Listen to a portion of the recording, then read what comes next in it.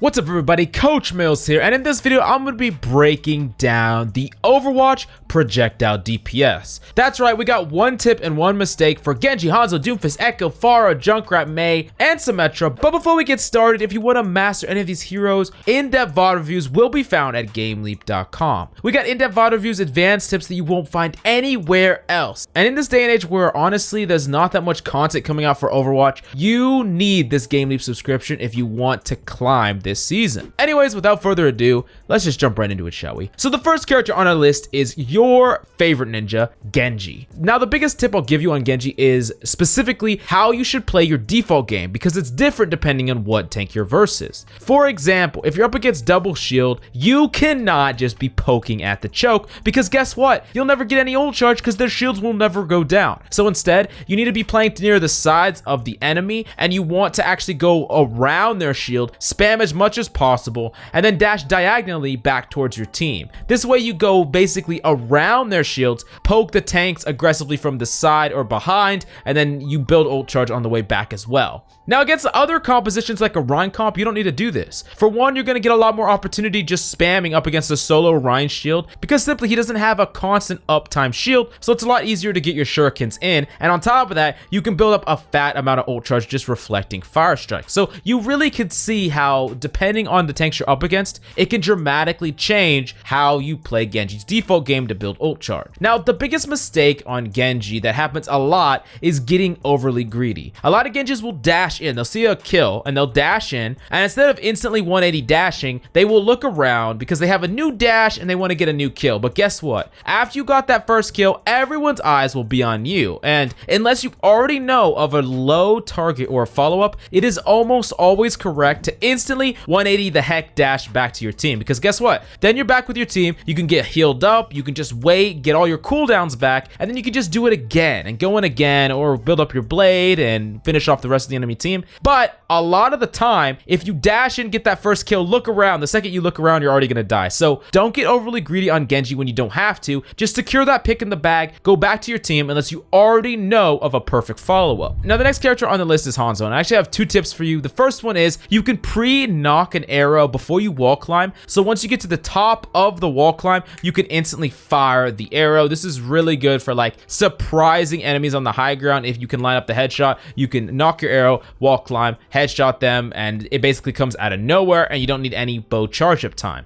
Now another tip I have for you on HANZO is just using the high ground and transitions from the high to low ground to your advantage, because I think it's a really underutilized aspect of HANZO. Many characters cannot chase a HANZO high ground, so you could easily kill someone and then run away, or damage someone from the high ground and chase them, plus climb and get out. There's a lot of matches where you can abuse the high ground when enemies don't have any verticality. Like against Honest, Kree, Zarya's, there's so many different characters that can't chase you at all, so you can get away with a lot more by simply transitioning from high to low ground a lot and really noticing when a character just can't do anything to chase you down. Now, the biggest mistake that I have for you about HANZO is HANZOs everywhere are not breaking shields enough. Now, yes, against double shield, it is pretty mad to try to break shields. It's not going to work because they just have infinite shields. But against a solo shield, like a solo Sigma or a solo Rhine, HANZO is one of the best shield breakers in the entire game. And yes, you can flank and try to fish for kills, but I promise you, you can make the enemy's tank miserable by just perma-spamming their shield. And when they have no shield, it is so easy for your Ana to get nades off, for your Rhine to get shatters off, for you to win the front line. So you don't have to go for all these flashy plays. If you just focus that shield, you're gonna win tons of games up against all but double shield.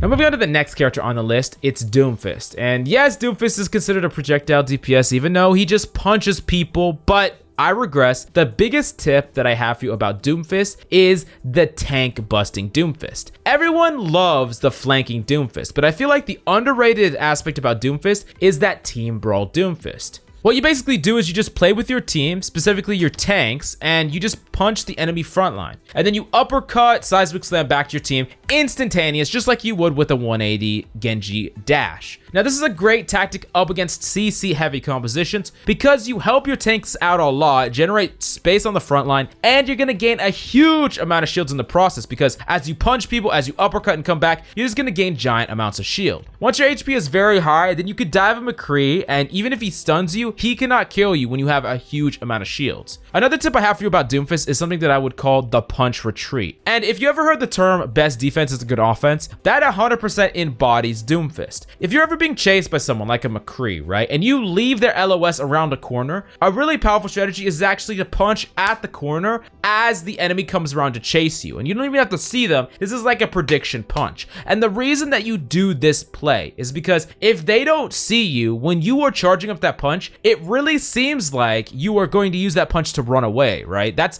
the most likely thing in their mind because you're low. But it doesn't matter what your HP is at because all you need is that one connect to turn a matchup completely. So this is what I would call the punch retreat. Try it out. It's an incredibly powerful strategy. Turn the tables on your pursuer. Now, the next character on the list is Echo, and the biggest tip I have for you about Echo is about her ultimate. And copying the best targets are often picking targets that either get instant value or are hard to kill, plus a combination of both. Tank characters especially, like Orisa, Rein, Roadhog, are #1 picks for best value. Even characters like Bap, when you get instant immortality field, or even a Mercy to instantly res, these characters might not be flashy, but they could be exactly what your team needs. And plus, getting an amplification matrix or getting a Valk, those are team fight winning ultimates. So don't feel like that you should always copy the McCrees, the Genjis. Honestly, most of the time, those are not even close to the best things you could copy. Now, a big mistake about Echo is players are using their glide far too aggressively instead of defensively. Often it's better to use your glide as actually a get out of jail free card to come back defensively as opposed to using it to engage, because a lot of times if you're trying to chase down or you're trying to engage, you will start to slouch and you'll get pretty low to the ground where you're susceptible to a lot of types of damage that typically a vertical based character isn't susceptible to, like tracer fire, hooks, even McCree's stuns. You never want to get in those ranges, so a lot of times if you want to make an aggressive play, get there with your positioning, like float down from the high ground, try to finish off a kill, and then use your glide to glide back to the high ground or back to your team instead of being aggressive with it. Now, the next projectile on the list is actually PHARAH, and the tip I would give for you first off is just to always rocket jump out of spawn. You need that max height for the next tip I'm going to give you because you really want to spam from long ranges. That's what PHARAH excels at. She can spam from incredibly far away, where a lot of hit scans besides Widow have this huge fall off damage reduction, which means they can't really contest her at all. Now, a big problem with PHARAHs is they will try to aim at things when they're really far away. They'll see an Orisa up top and they'll be like, they'll shoot at her, then they'll see someone down low, they'll shoot at him. Here's the problem, you're super far away. So what do you do instead? The best thing to do when you're consistently far away is have consistent fire at either the backside of the tanks or the choke points that people are routing in and out of. Especially if there's like a cubby that people are going in and out of natural cover, that is the best place to spam. And even if they're not there in that moment, if you're consistent, as your team pushes in and the enemy backs up, they will fall victim to that spam and you're bound to get some kills with that splash damage. It's all about basically isolating the space and creating area denial with PHARAH. That is the key to have consistent value. Now, the biggest mistake on PHARAH, and PHARAH players just don't do this, I really don't see PHARAH players do this that much, is there's 3 ultimates that you absolutely have to track: Diva Bomb, Visor, and High Noon. You cannot use shift and fly up in the air when an enemy has any of these 3, because as you press shift, Diva Bomb, Visor, High Noon, you're dead. And usually your Mercy is too, because she's going to follow suit. So if enemies have these abilities or these ultimates, you cannot play in the same way that you normally play. So it's your priority to track them. And if enemies have any of these 3 characters, you need to put extra diligence into noticing when they have these ultimates and what that means for your specific play. You can't fly high when they have any of these ultimates or commit to a shift vertically really high in the sky. Now, the next character on the list that we have for you is JUNKRAT, and JUNKRAT's true weakness is actually his inability to do direct damage easily from mid-range, but from close range with his mines he can, and from that further range he can spam, of course, and through chokes, but that mid-range is kind of his weakness. Now, a big problem a lot of times is people will either try to duel when he's not very effective, or they will peek when he's not very effective. Honestly, regardless regardless of what scenario you're in, you should almost never be peeking while spamming chokes, and you should try to peek as little as possible mid-range characters unless you're extremely close to them. Let's say I'm McCree, for example. You want to be either right on top of him and use routing to get to him, or you don't want to see him at all. That's pretty much the only way that you want to play Junkrat, because a lot of times, let's say on like a Anubis, for example, a Junkrat will be spamming, they'll be spamming the choke, putting tons of pressure on the enemy, but they will peek that middle pillar, they'll get killed by a HANZO, they'll get killed by a Widow because they're trying to peek a sightline that's not in their effective range, where they can't do anything about a Widow playing on top of mid or McCree playing under mid, so they peek these players and they die. And that's one of the biggest ways that enemies get an opportunity to push the point. So keep that in mind, either really close, or you want to be spamming completely out of LOS.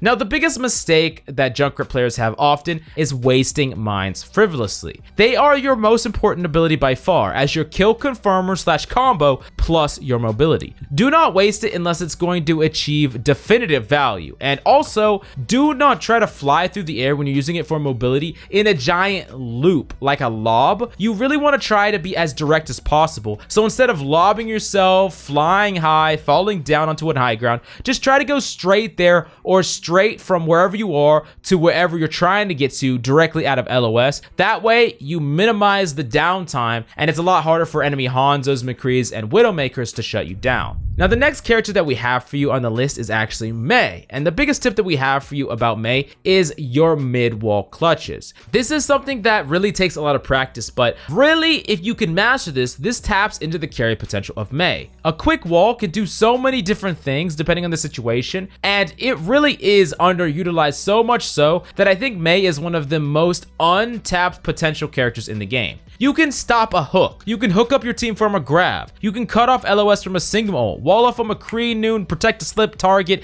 The list goes on and on and on. Mei walls really only see like this one use, this really pigeonholed use, walling off people at choke. But if you can master being quick with your Mei wall, practice in the training room, practice with unlimited Mei walls. I'm telling you, if you just go into a practice room with unlimited Mei walls, you're gonna get it down so quickly. I feel like people just don't practice enough changing the distance of a Mei wall, like right in front of you, 10 meters away, 20 meters away. Really practice doing it quickly, and if you get the hang of it, you will be able to carry so many different team fights with those quick walls exactly where you want. Now, the biggest mistake I would tell you with Mei is getting too greedy with Mei ult and not getting anyone. Yes, Mei ult is very powerful, but it doesn't necessarily have to just be a one-man, freeze the entire enemy team and win. The best Mei ults are ones that create value no matter what, even if they freeze no one. Mei ulting points when enemies have to contest. Mei ulting enemy ultimates like enemy gravitons to either protect you or create space, or just simply combo your Mei ult with another ultimate. There's nothing wrong with comboing Mei ult with a grab. Even though people think it's overkill, it's better to do this and definitively win a team fight than using Mei ult and getting no one and throwing the entire team fight. So definitely keep that in mind. Make sure you get value out of every single Mei ult by not being overly greedy. Now, the last character on the list is actually SYMMETRA, which is technically a projectile character,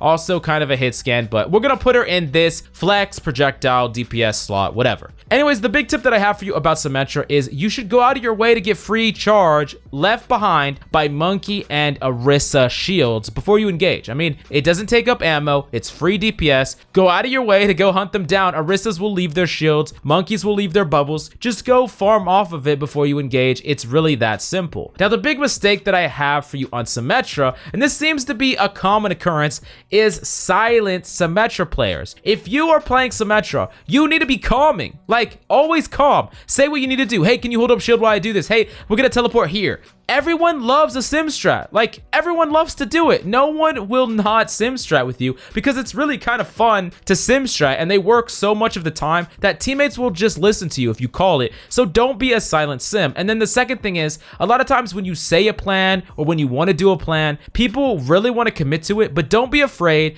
to change the plan when you realize it will not work. Like, maybe you're about to teleport one place, but you realize there's an Ana like right above it that's gonna nade it. Just change the teleport. Who cares? course, your team will go with you regardless. Just make sure that you're more adaptable as opposed to rigid on sim. I think that's the two things that is required: creativity and being willing to calm on sim, and you can get so much value, carry so much games, so definitely do that. Anyways, speaking of carry games, GameLeap.com is your one-stop shop to carry any game on all of these heroes. In-depth VOD reviews over every single one. I mean, tell me the last time you've seen an in-depth VOD review on May. Yeah, that's right, you probably haven't, but we have it at the GameLeap website, so definitely go check it out if you want to see in-depth VOD reviews over any of these characters. But that's all we got for you today. Definitely let me know in the comments what other videos you want to see. I'm Coach Mills, and of course, until next time.